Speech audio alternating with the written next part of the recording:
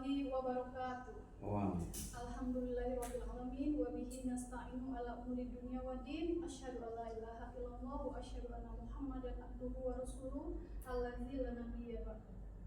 Bapak Ibu Dewan Juri yang kami hormati serta rekan-rekan yang berbahagia. Belajar Al-Qur'an bukan tentang seberapa cepat kita membaca, tapi tentang menemukan cara yang tepat bagi anak untuk memahami dan mencintai ayatnya. Inilah topik pembahasan saya dengan kategori pendampingan kelompok rentan dengan judul Metode Diferensiasi Berbasis YouTube Transformasi Baca Tulis Al-Quran pada Siswa Inklusi Kabupaten Bengkulu Tengah. Selamat siang, saya Suripah, salam kenal semuanya.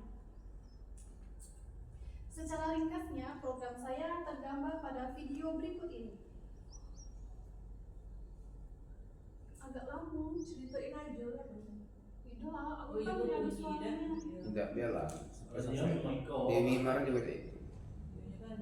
Karena ada suara. Ada suara.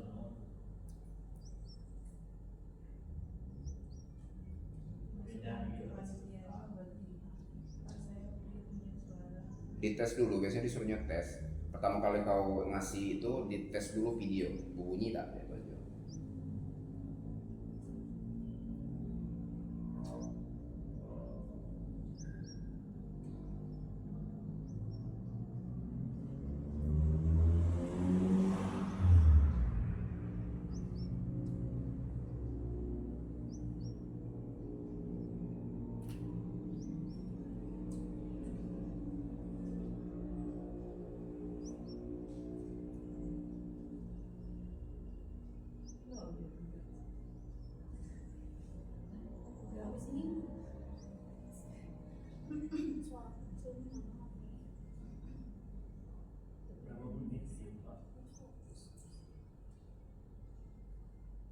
Ayo pakai perangkat awalnya, mari kita saksikan atau melihat tadi ada.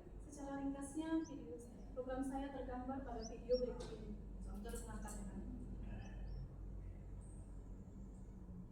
Baik Bapak Ibu yang saya hormati, sebagaimana kita ketahui bersama bahwa pendidikan inklusi merupakan sistem pendidikan yang menerima dan melayani semua siswa tanpa memandang perbedaan fisik, intelektual, sosial, emosional sesuai diatur dalam Undang-Undang Nomor 20 Tahun 2003 dan sebagai penyuluh agama Islam memiliki peranan penting dalam mendampingi kelompok rentan sesuai PMA Nomor 18 Tahun 2014. Di Kabupaten Bengkulu Tengah sendiri, tepatnya di MI Al-Hizam Inklusif, terdapat beberapa siswa dengan kebutuhan khusus, antara lain speech delay, disabilitas fisik, hambatan intelektual, hyperaktif, hingga cerdas istimewa. Mereka membutuhkan metode belajar yang lebih adaptif. Program ini adalah penugasan langsung dari Bimas Islam Kemenak Bengkulu Tengah bersifat berkelanjutan sebagai bentuk pendampingan yang konsisten dan memiliki capaian yang terukur. Dengan latar belakang tersebut, terdapat beberapa masalah utama yang berhasil saya identifikasi di lapangan melalui observasi, dokumentasi, dan wawancara. Yang pertama, minimnya media pembelajaran yang ramah inklusif. Yang kedua, guru kesulitan menerapkan metode yang ada. Kemudian yang ketiga, akses terbatas ke materi yang bisa diulang secara mandiri. Keempat, belum optimalnya pemanfaatan teknologi. Kemudian yang terakhir adalah kebutuhan akan pembelajaran yang inovatif. Masalah tadi bukan sekedar asumsi, tapi fakta di kelas inklusi. Berikut adalah gambaran faktualnya. Yang pertama adalah heterogenitas kemampuan siswa inklusi di kelas yang sama. Dalam satu kelas, terdapat siswa yang sudah lancar membaca Al-Quran, tetapi ada juga siswa yang baru belajar mengenal huruf hijaiyah. Hal ini tentu akan menyulitkan bagi pengajar untuk memberikan materi secara seragam. Kemudian, ketergantungan yang tinggi pada pendampingan guru secara langsung. Kemudian, keterbatasan media pembelajaran yang inklusif. Dari fakta itu, kemudian saya merancang model konseptual yang lebih adaptif dan yang mampu menjawab kebutuhan siswa inklusif, yaitu metode diferensiasi berbasis YouTube, yang merupakan strategi pembelajaran yang menyesuaikan antara materi, proses, dan produk sesuai dengan kemampuan dan minat siswa. dengan memanfaatkan media digital berupa video YouTube sebagai media utama. Dengan video yang bervariasi, siswa dapat belajar lebih fleksibel dan sesuai dengan gaya belajar mereka masing-masing. Lalu bagaimana metode ini penerapannya di lapangan? Penerapan metode ini secara konkret melalui 3 aspek utama. Yang pertama adalah konten, apa yang diajarkan. Kami di sini berfokus pada pengenalan atau baca tulis Al-Quran. Kemudian proses, bagaimana siswa belajar?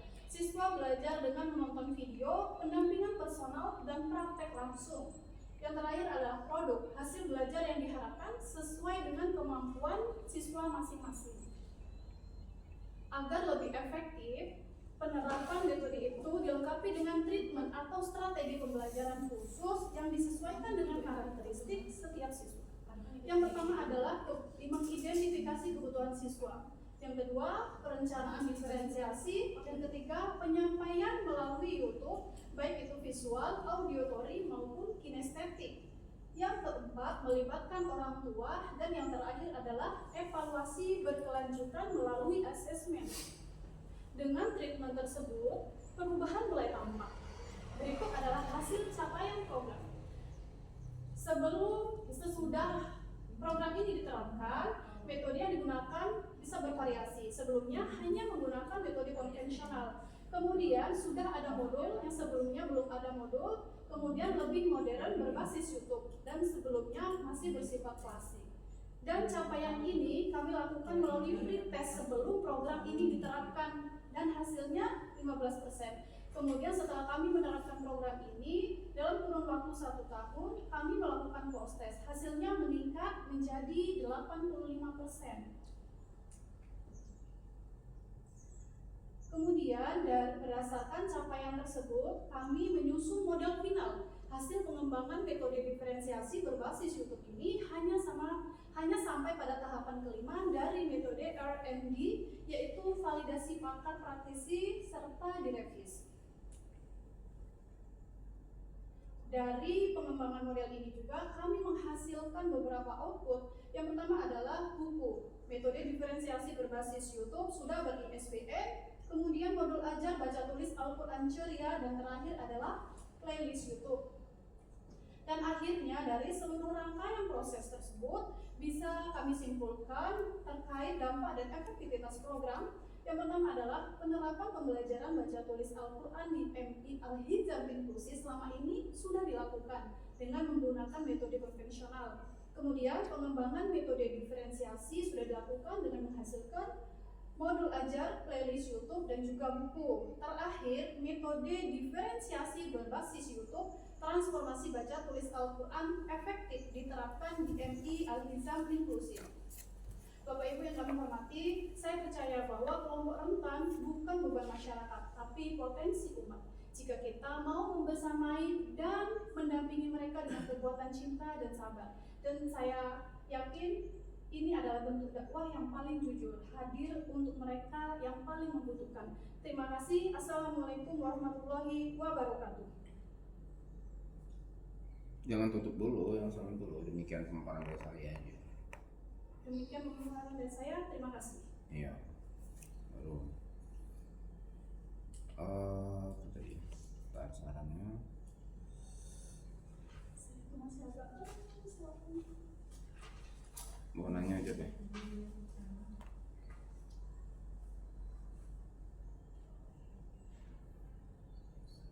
Nah ini R&D itu kau tahu kan Pe? Kamu kayak Pebi Pak tuh. Maksudnya ada belajar tak kalau ada bukunya kan sama aja di Google kok dibaca itu kan. Tahu ya.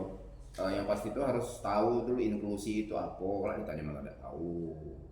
Terus itu aja sih inklusi itu apa. Jadi kan kalau inklusi itu kan beda ya sama anak SLB. ya. Kalau inklusi kan dia anak-anaknya berkebutuhan khusus, cuman dia tidak ada tuna, maksudnya tidak ada yang tidak ada yang peka kan? Tidak ada kan, tidak ada yang butuh juga. Nah, itu yang bedakan inklusi dengan yang anak SLB sebenarnya. Intinya kau harus tahu dulu inklusi itu apa. Nah pertanyaan itu apakah Anda ikut-ikut atau Anda sebagai penggagas? Ya, saya saya sebagai fasilitator dakwah sebagai penyuluh agama Islam terjun langsung ke lapangan mendampingi guru dalam membuat modul dan juga langsung mendampingi anak-anak di kelas untuk menerapkan metode tersebut. Apakah Anda hanya terlibat dan menjalankan tugas?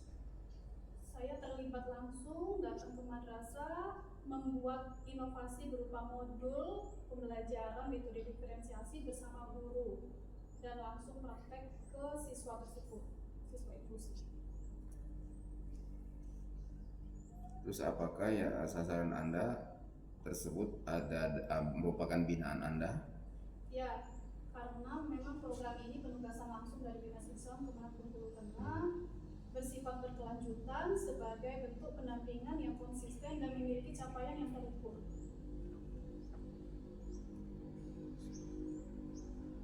Ungkapkan isu penting di inklusi dan keberlanjutan program Anda.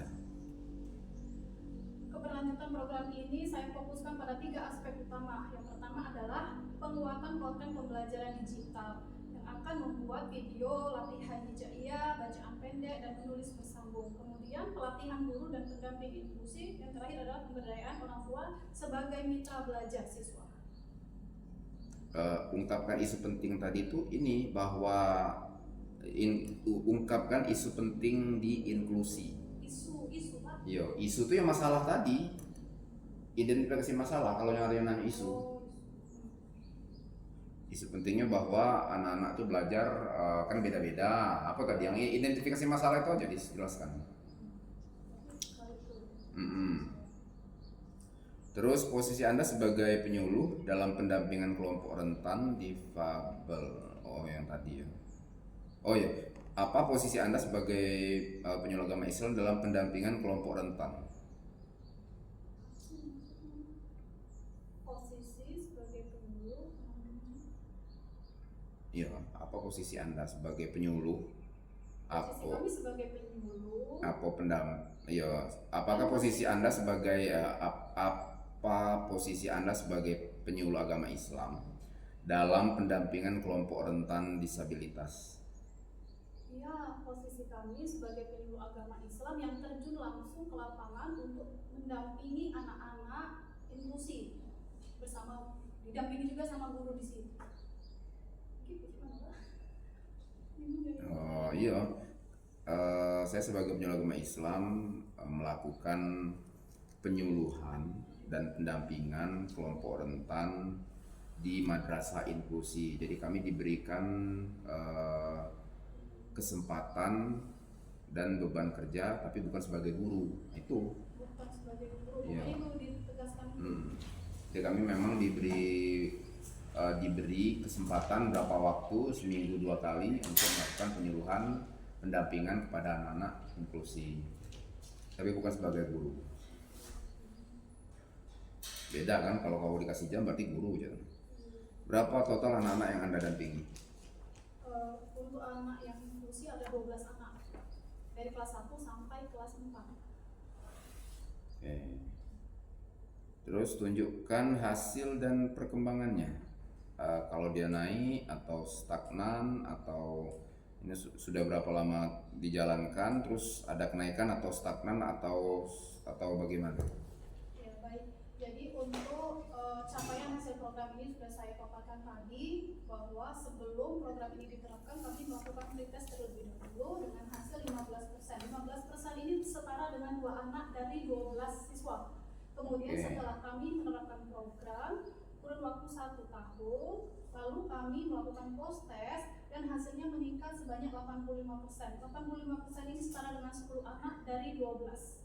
Terima kasih. Oke, terus teori yang Anda adopsi itu dari mana? Teori yang ini Pak, banyak sih sebenarnya teori orang barat ini Pak. Ya tidak apa-apa, disampaikan aja. Namanya ususannya board. Tapi ada catatan tidak? Nah itu harus tahu. Ini ngadopsi dari mana? Teori dari Rudolf kan? Dan biasanya itu diterapkan memang untuk anak inklusi atau tidak? Ya. Memang untuk anak inklusi. Ya udah, itu yang penting. Teorinya dari mana? Terus udah itu aja. Baik Bapak Ibu, terima kasih atas atensinya. Izin saya tutup dengan sebuah pantun. Jalan-jalan ke kota Medan, singgah sebentar beli rambutan. Saya hadir bukan sekedar tampil menawan, tapi membawa misi dakwah untuk mereka yang terpinggirkan. Nun wal kolam wal maisturun. Assalamualaikum warahmatullahi wabarakatuh. Wah, halo semoga. Ayo Feby, Ayo Baby, gaskan.